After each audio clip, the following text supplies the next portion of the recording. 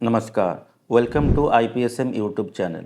आईपीएसएम YouTube channel में आपका स्वागत है। आईपीएसएम यूट्यूब चैनल के माध्यम से हम आप तक पैरामेडिकल या अलाइड हेल्थ सर्विस के बारे में जितने भी जानकारी है वो स्टूडेंट्स हो या पेरेंट्स हो उन तक पहुंचा। आईपीएसएम यूट्यूब चैनल के माध्यम से जो भी कोई क्वेरी हमारे पास भेजता है हम उसको आंसर भी करते हैं, ताकि उसके बारे में कोई भी उसका डाउट हो, कोई भी चीज़ कन्फ्यूज़न हो तो उसके हम जानकारी दे सकते हैं। आज हम इस वीडियो में आपसे ये चर्चा करेंगे कि अभी 2024 है, जो लोग 10th कर लिया, 10+2 साइंस कर लिए तो वो लोग पैरामेडिकल या अलाइड हेल्थ सर्विस फील्ड में आना चाहते हैं, तो उनके मन में बहुत सारे कन्फ्यूज़न होता है कि हम पैरामेडिकल फील्ड में आना चाहते हैं तो इसका क्या स्कोप है।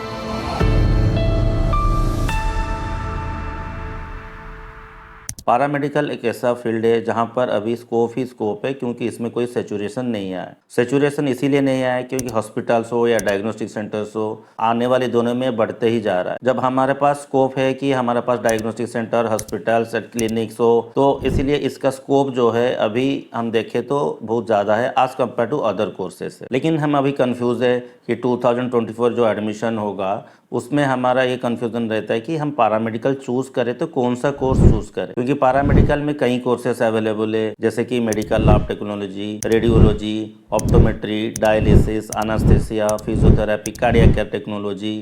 तो इतने सारे कोर्सेज के अंदर हमारे अंदर मन में कन्फ्यूज़न होता है कि मैं कौन सा कोर्स को चूज़ करूं, या उसको चूज़ करने के बाद क्या उसमें स्कोप है। तो जब हमने कई सारे कोर्सेज के अंदर कन्फ्यूज़न है तो मेरा ये बोलना है कि हम कन्फ्यूज़ बिल्कुल ना हो। अभी जो मार्केट का ट्रेंड है तो उसमें हम रेडियोलॉजी करें या ऑप्टोमेट्री करें तो आज कंपेयर टू अदर कोर्सेज से इसमें ज़्यादा फायदा है। जब हमने पिछले साल में हम देखे कि एमएलटी में ज़्यादा स्टूडेंट्स आते हैं, क्योंकि ना एमएलटी एक ट्रेडिशनल कोर्सेज है जिसमें सारे लोग एमएलटी पढ़ना चाहते हैं, लेकिन टाइम के हिसाब से डिमांड चेंजेस होता है।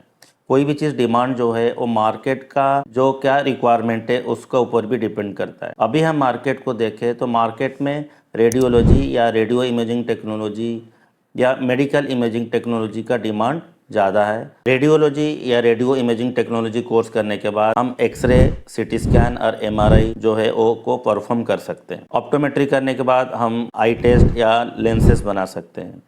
तो कोई भी ये कोर्स करने के बाद हम सेल्फ एम्प्लॉयड भी हो सकते हैं या कोई भी जॉब ले सकते हैं, हॉस्पिटल्स में हो या डायग्नोस्टिक सेंटर्स हो या ऑप्टिकल्स में हो। तो कोई भी क्राइटेरिया जब हम चूज़ करते हैं तो हम एक खाली ना माने कि हम जॉब करेंगे, इसमें कई फील्ड हो सकता है। एक ही पर्सन पढ़ाई करने के बाद वो ऑपरेशन में जा सकता है, मार्केटिंग में जा सकता है, सेल्स में जा सकता है या अपने सेल्फ एम्प्लॉयड भी हो सकता है। तो हमारे लिए अपॉर्चुनिटी बहुत ज़्यादा है। अपॉर्चुनिटी को हम बाद में सोचे, पहले हम क्या करें ना, कोर्स करें। कोर्स हम सही से करें, जो चीज़ हम कर रहे हैं उसको सही ढंग से करें और उसमें इंटरेस्ट ले। जब हम इसमें इंटरेस्ट लेंगे तो हमारे लिए स्कोप ही स्कोप है। मान लो हम कोई चीज़ कर रहे हैं और उसमें हम इंटरेस्ट नहीं ले रहे हैं तो उसमें लिए हमारे लिए कोई कोर्स जो भी करें उसमें कोई स्कोप नहीं है। तो स्कोप जो है डिपेंड करता है कि हमारा इंटरेस्ट और हम कितना स्किल्ड हो रहे हैं उसी फील्ड में। स्किल्ड अभी का मार्केट में देखें तो मार्केट में लोग तो अवेलेबल होंगे, लेकिन उसमें से किसी को चूज़ करना है, वो किसको चूज़ करेगा? जो स्किल्ड है। वो स्किल्ड कैसे हुआ ना, उस फील्ड में वो इंटरेस्ट लिया। तो पहला चीज़ हमारा होना चाहिए कि हम कोई भी चीज़ करें तो उसमें इंटरेस्ट ले और उसमें पूरा ध्यान से उसको देखें और सीखे, ताकि मार्केट में हम जब जाएं हम सही से एम्प्लॉयबल हो सकें। तो ये सारे फैक्टर्स को भी हम कंसिडर करना चाहिए कोर्स करने से पहले। ऑप्टोमेट्री जो है, जो लोग हम आई टेस्ट करते हैं या लेंसेज बनाते हैं उसको हम ऑप्टोमेट्रिस्ट बोलते हैं। रेडियोलॉजी होता है, जो लोग एक्सरे, सीटी स्कैन, एमआरआई करते हैं उनको हम बोलते हैं रेडियोलॉजिस्ट या रेडियो इमेजिंग टेक्नोलॉजी। अभी हमारे मन में कंफ्यूजन है कि ये दोनों कोर्स करेंगे तो इसका क्या स्कोप है। ये दोनों स्कोप करेंगे तो हमारे प्लेसमेंट पॉइंट ऑफ व्यू से ये ज़्यादा सिक्योर्ड है, क्योंकि मार्केट में जो अवेलेबिलिटी है वो कम है। ऑप्टोमेट्रिस्ट हो या रेडियो टेक्नीशियन हो, वो लोग मार्केट में अवेलेबल कम है, इसीलिए इनका डिमांड ज़्यादा है। हम कंपेयर करें सैलरी पॉइंट ऑफ व्यू से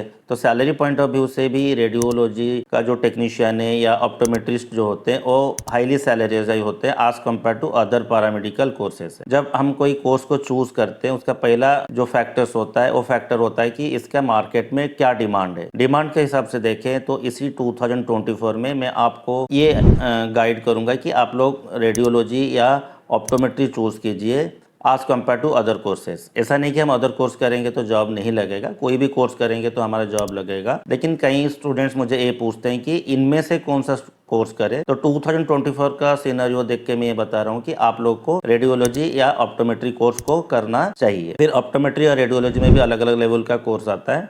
डिप्लोमा लेवल कर सकते हैं तो 2 या 3 साल का होता है, या बीएससी लेवल करें तो रेडियोलॉजी का 3 साल और ऑप्टोमेट्री का लगभग 4 से 4.5 साल का कोर्स अवेलेबल है, जिसको हम 10+2 साइंस के बाद या डिप्लोमा जो है 10th के बेसिस पे या 10+2 साइंस के बेसिस पे ले सकते हैं। कई बार ये बात आता है कि हम कोई भी कोर्स कर रहे हैं उसमें हाईली सैलराइज कौन सा होता है, तो ये सारे बात तो जो है आप उसमें बिल्कुल भी ध्यान मत दीजिए। हाईली सैलरी कोई कोर्स के हिसाब से नहीं होता है, वो हमारा स्किल और हमारे एक्सपीरियंस के ऊपर डिपेंड करता है। हम हाईली सैलराइज कौन सा कोर्स है उसी हिसाब से कोर्स नहीं करना चाहिए, बल्कि मार्केट में कौन सा कोर्स का डिमांड है उसी हिसाब से कोर्स करना चाहिए। मान लीजिए मार्केट में कोई कोर्स का डिमांड है ऑप्टोमेट्री, वो सैलरी कुछ भी हो सकता है, एंट्री लेवल में कुछ भी हो सकता है, लेकिन जब हमारा एक्सपीरियंस बढ़ेगा और हम स्किल्ड हो जाएंगे, अपने आप ही हमारा हम जो सैलरी हमें मिल रहा है वो हाईली सैलराइज हो जाता है। फैक्टर्स जो अफेक्ट करता है सैलरी के लिए वो होता है कोई भी ऑर्गेनाइजेशन जा रहे उसका फाइनेंशियल कंडीशन क्या है, हमारा स्किल क्या है, हमारा एक्सपीरियंस क्या है, तो कई सारे फैक्टर्स हो जाता है जो हमारा सैलरी को डिसाइड करता है। तो सैलरी मेन पॉइंट नहीं है, मेन पॉइंट है कि हम कौन सा कोर्स को ऑप्ट करें टाइम के हिसाब से। तो टाइम के हिसाब से देखें तो अब से सबसे अच्छा जो है रेडियोलॉजी या ऑप्टोमेट्री कोर्स हम चूज कर सकते हैं, तो उसको हम डिग्री या डिप्लोमा लेवल जो भी लेवल हमें करना चाहिए तो उसी लेवल का कर सकते हैं। आज के वीडियो में इतना ही, फिर एक वीडियो के साथ आएंगे, तब तक के लिए धन्यवाद। आपको कोई भी क्वेरी हो तो आप यूट्यूब चैनल के माध्यम से हमें वो क्वेरी भेज सकते हैं, ताकि हम आने वाले वीडियो में